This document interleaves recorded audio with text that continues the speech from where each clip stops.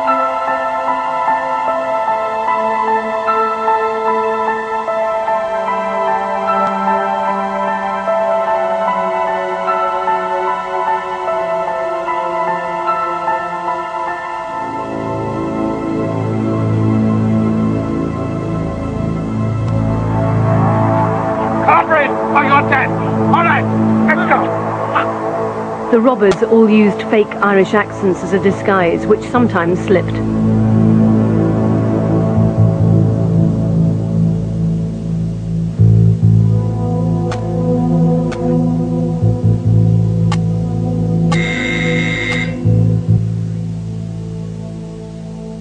Act naturally and you won't get hurt.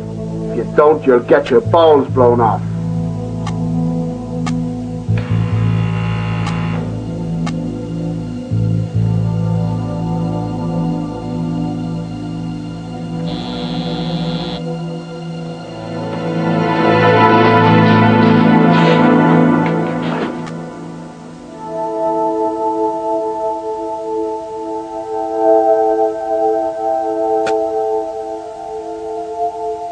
The gang knew that they had to wait for the entire shift to clock on before they could carry out the robbery. They'd come prepared for a long wait.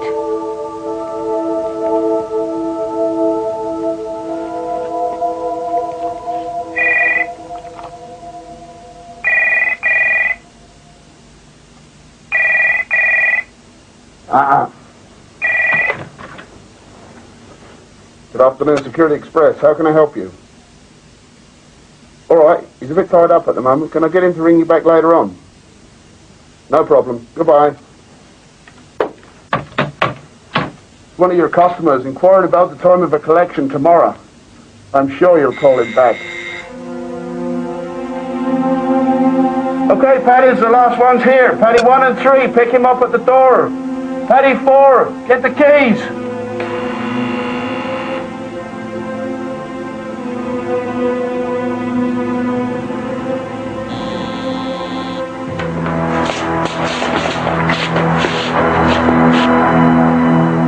Where are they? I said, where the fuck are they? The keys to the vaults were not where the robbers expected them to be.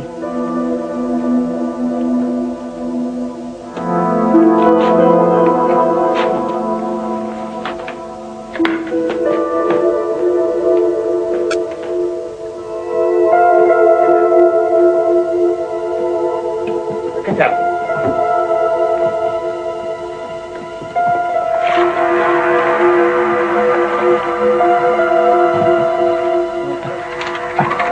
Now, do you know where they are? They're over there, the desk, top drawer. Good boy, Grandad.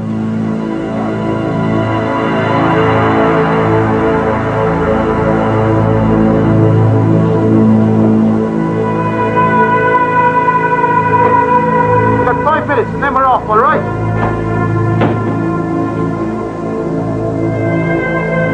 Stay where you are. Don't even breathe for 15 minutes. If you try anything, you'll die. There'll be somebody outside, and he's a bloody nutter.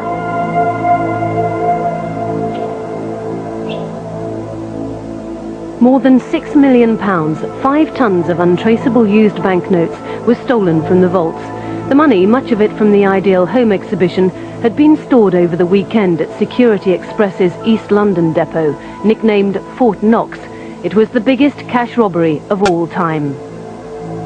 We immediately set up an incident room comprising officers from all 4 areas of the flying squad from London, and this comprised of about 150 officers in all. It seemed as though it was a clean-cut job, and apart from the actual petrol poured in the guard, obviously a professional team of robbers. At the end of 2 days, we had no forensic evidence had been discovered, and they'd obviously been very clever. Well, it was quite apparent that there was an insider from Security Express, because the robbers mentioned to the security guards their cars, their registration numbers, their families' names, and with one guard they even mentioned his pet dog. And 250, and 250, and again 250, and 250, and 250.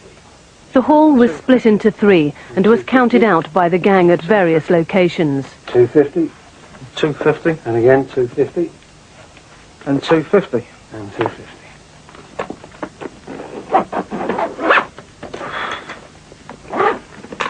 There you go, guys. We're going to need a rest here. We're going to need some more suitcases. This is the last one, and we've got 6 more bags to empty. We better go and buy some more. We're going to need it.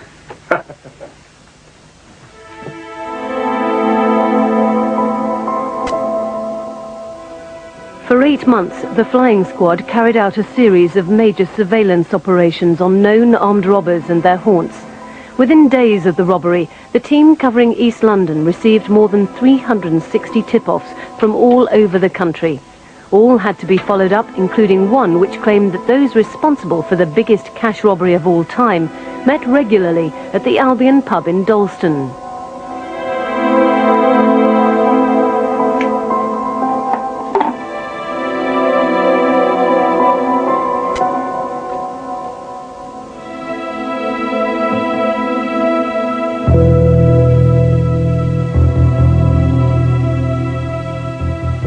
Three men in particular interested the surveillance team.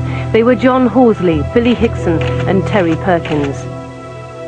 In January 1984, detectives investigating the £26 million Brinks Mat robbery carried out the previous November arrested John Horsley after a van used in the job was found near his home.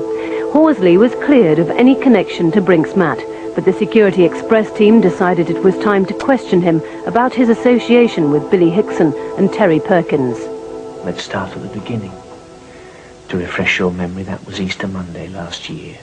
First of all, he was, very quiet about it, but when he realised that we'd been watching him for several months and the people that he was frequenting, and he obviously then realised it was up, so he actually admitted that he handled a vast amount of the stolen money, because a hired vehicle came to his address where Hickson and Perkins were present, and another elder man, which we later identified as John Knight, and offloaded about 14 sacks containing money into his garage in Waltham Abbey.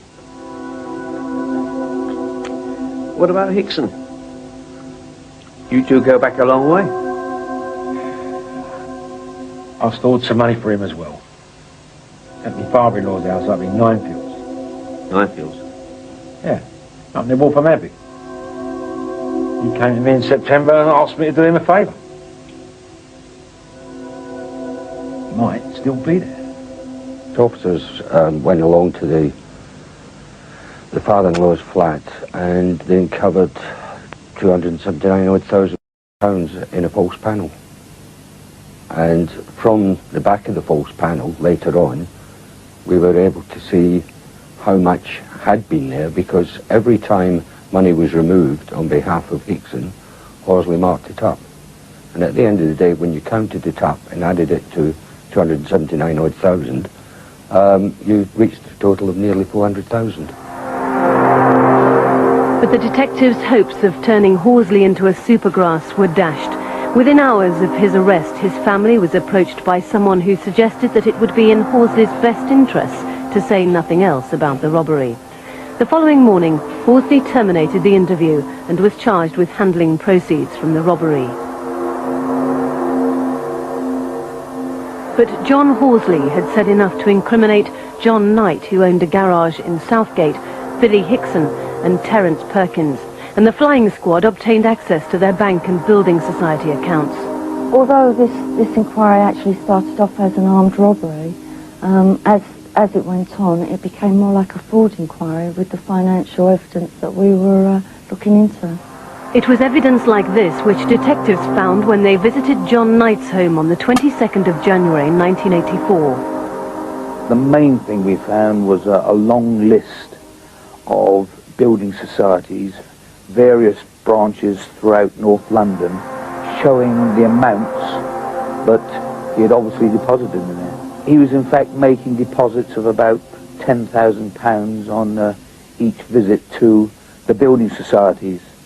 And in fact, I recall that one cashier told us that when he handed in £10,000, after she had counted it, she found that there was £100 over. She explained it to him, and he just pushed it back and said, "You better have that as a tip." There you go. Only another £1 million for. So kind.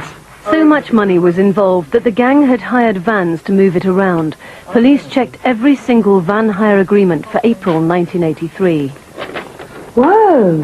Hold that order, it might be time for champagne. Look.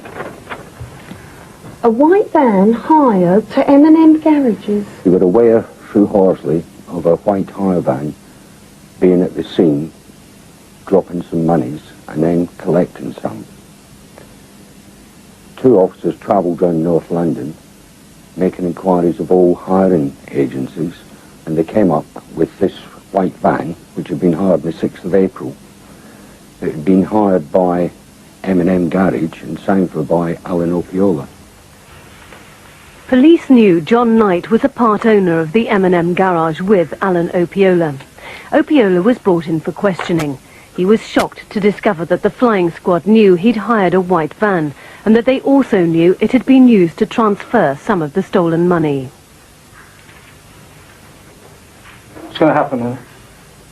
That, Alan, is largely up to you. What I know is that you're a key suspect in a £6 million robbery. And if you go down for that, you won't see North London again until the end of the century. Think of your wife. Think of your family. How are they going to cope? That night, Opiola agreed to become a supergrass. The following day, his wife Linda did likewise. Anyway, so about 2 days after the robbery, Terence Perkins and John Knight came to the garage, asked me if I'd hire a van for them. Then they asked me if they could use the house to count the money. You ever seen what £2 million looks like? Eh? When Linda and Alan Opiola decided to give Queen's evidence, we placed Linda Opiola together with her mother-in-law and her young daughter in a secure premises. And at that time we had a 24-hour armed guard on her. We felt this was important at that time because the threat against Linda and her family was quite real. Threatening calls were made by Jimmy Knight, one of John Knight's brothers, to Linda Opiola. He warned her and her husband not to talk to the police. When we went to James Knight's place, it's quite a large building in 22 acres. The property was searched and near enough £20,000 was recovered. Jimmy Knight was also charged with the robbery, but the flying squad was convinced that at least 6 others were involved. The question was, who were they? The answer lay behind the walls of Jimmy Knight's scrapyard in East London. Ian Malone, he was attached to the drug squad, after hearing who we'd arrested, informed us that he actually turned the place over on a search warrant, James Knight's scrapyard in Dalston. This was some 3 weeks prior to the robbery. Present were 6 men: James Knight, John Knight, Terence Perkins, Billy Hickson. And he also mentioned that 2 other men, Ronnie Everett and John Mason, were also present. Flying squad detectives arrested Mason and Everett, and their bank and building society accounts were closely examined. But there was no evidence to link them to the robbery, and they were released. A few weeks later, both men had left England for a new life abroad. But they weren't alone. Within 24 hours of John Knight's arrest, 2 other men had already fled to Spain. They were another Knight brother, Ronnie, and the former Cray twins henchman, Freddie Foreman.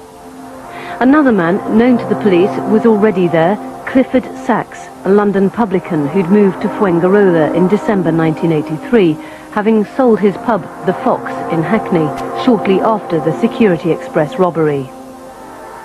The first Security Express trial ended on the 7th of June 1985. John Knight was sentenced to 22 years for robbery, while Jimmy Knight got 8 years after being found guilty of handling some of the stolen money. Billy Hickson got 6 years also for handling.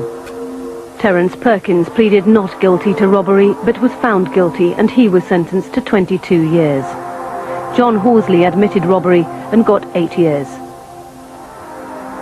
Alan Opiola, the prosecution's chief witness, admitted handling some of the money and received a 3.5-year prison sentence. After the break, the Spanish connection, suspects on the run, and how justice caught up with them.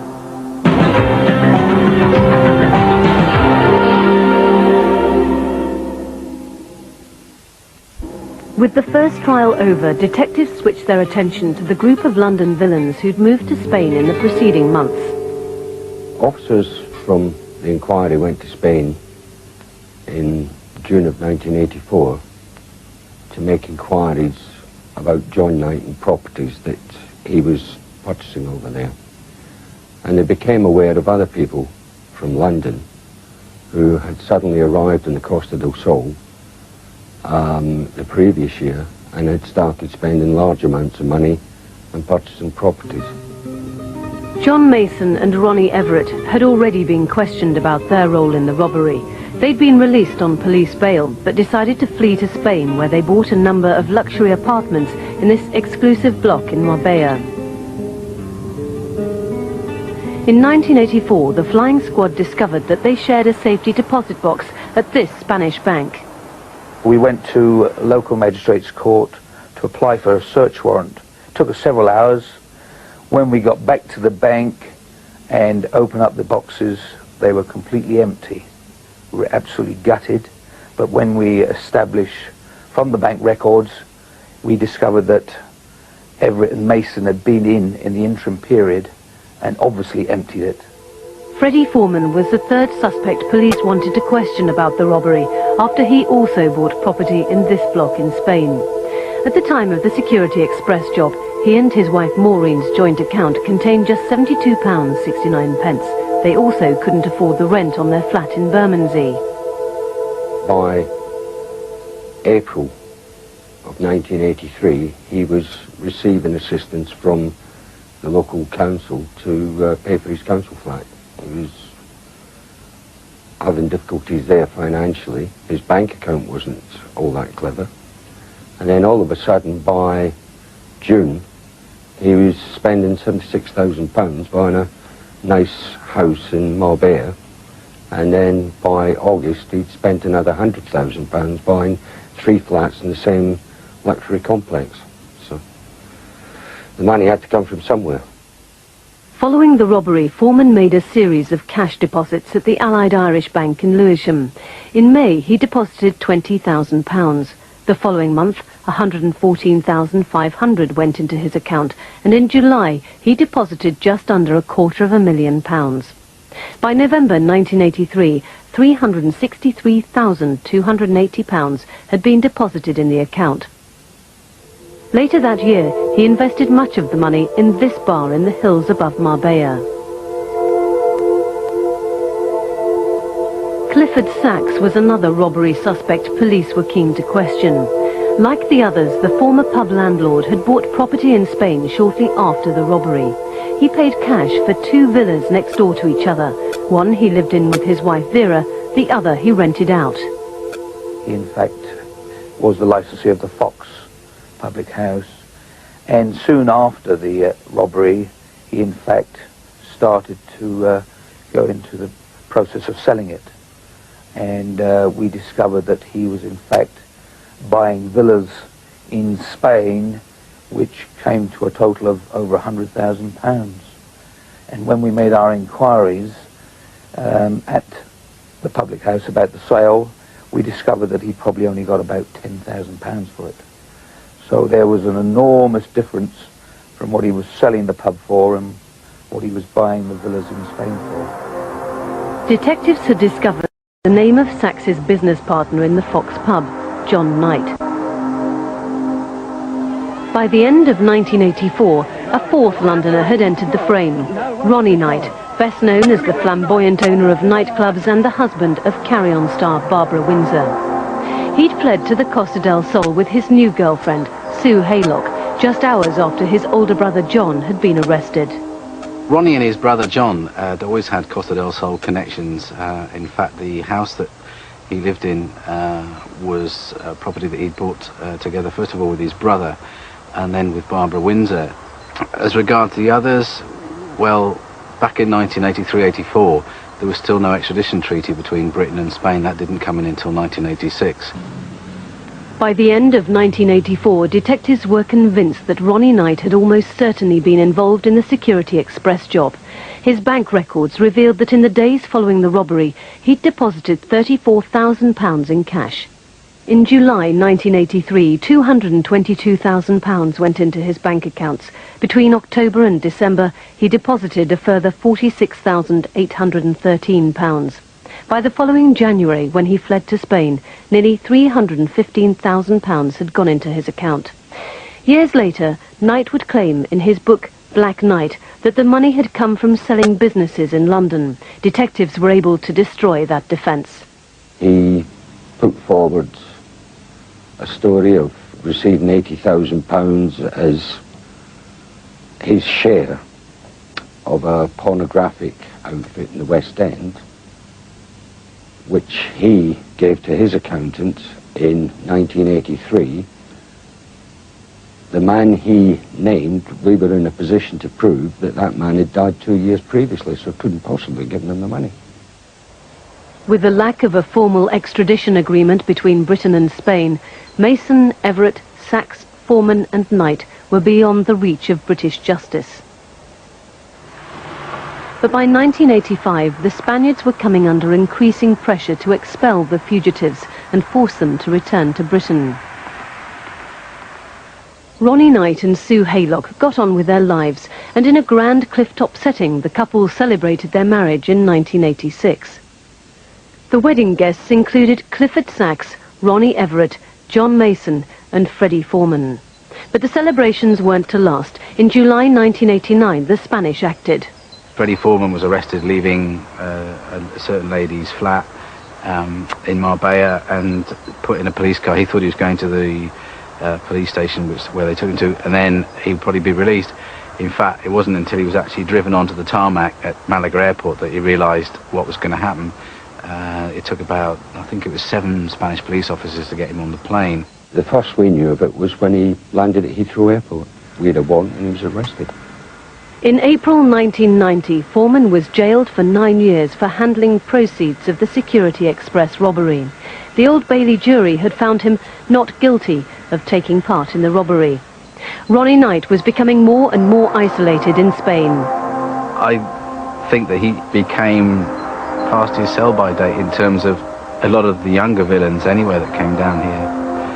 The Costa del Sol, whether you are or whether you're not a villain, is a very small world, particularly for someone who can't go home.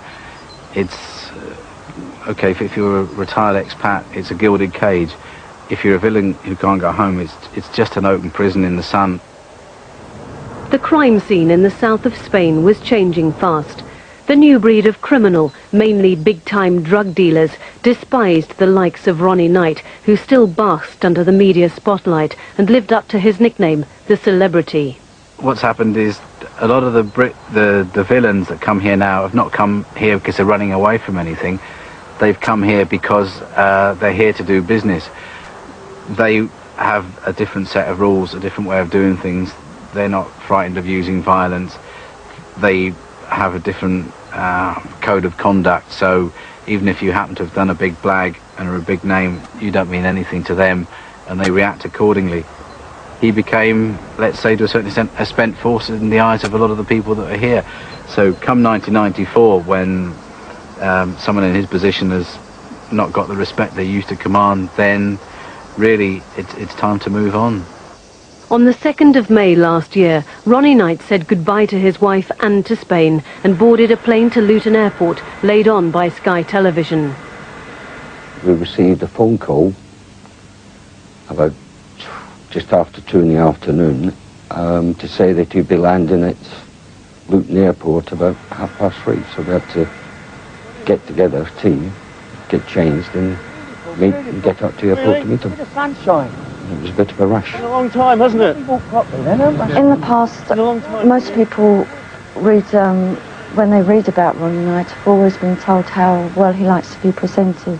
Silk shirts, silk tie, smart suits and shoes, etc. And bearing in mind that he'd actually come over here to give himself up, so he would be here quite some time, he was carrying a holdall with 4 pairs of shoes in it and a razor, and that was it. Get away, Ronnie! On the 3rd of January this year, Knight stood trial at the Old Bailey charged with robbery. For over 10 years he'd professed his innocence and claimed that, like his brothers John and Jimmy, he'd been set up by the police. But the following day he changed his mind and pleaded guilty to handling. He was jailed for 7 years. 12 years after the Security Express robbery, the police investigation continues. We still have the warrants outstanding for those currently staying in Spain or remaining in Spain. They will always be in existence. There's sufficient evidence, we believe, to convict any one of them should they come back. Today, Sue Haylock lives alone on the Costa del Sol. Security Express has started legal proceedings to gain ownership of the Villa Limonar. She now scrapes a living by running the kitchen at Wynn's Bar near where she lives. She declined to be interviewed. Clifford Sachs is also still living on the Costa del Sol. His wife died 2 years ago, and nowadays he spends most of his time drinking in the local bars.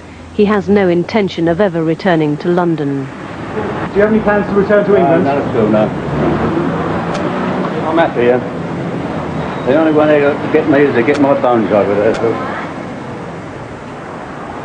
Ronnie Everett still lives in this block of luxury flats in the centre of Marbella, while Mason has moved a few miles away to this exclusive estate along the coast. They're rarely seen in public, and this is the first time either has been filmed. Every Saturday, John Mason meets up with Ronnie Everett for lunch at a nearby restaurant.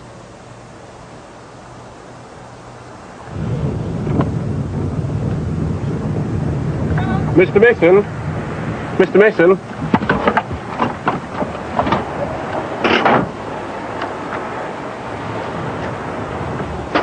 Mr. Mason, there's a warrant out for your arrest. Do you have any intention of coming back to England?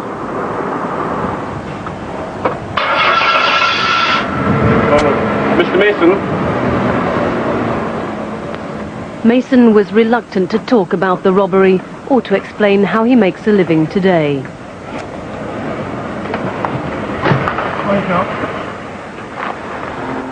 Freddie Foreman served fewer than 4 of the 9 years of his sentence before being released. He was seen in public earlier this year as a pallbearer at Ronnie Cray's funeral. He's since been spotted on the Costa del Sol. Jimmy Knight, too, has been released from prison and has returned to live in the Algarve. Alan and Linda Opiola were placed on a witness protection program by the police and given new identities, An underworld contract on their lives still exists. Ronnie Knight gets on with his jail sentence. At Parkhurst, his vegetable garden won him an award. Recently, he was transferred to a lower security prison. He's 61 years old and broke. He'll be eligible for release in 1997. 2 of the £6 million stolen in the Security Express robbery has never been recovered. What's happened to all the money? And the troubles up there. We should point out that Security Express radically changed security procedures in the wake of the robbery.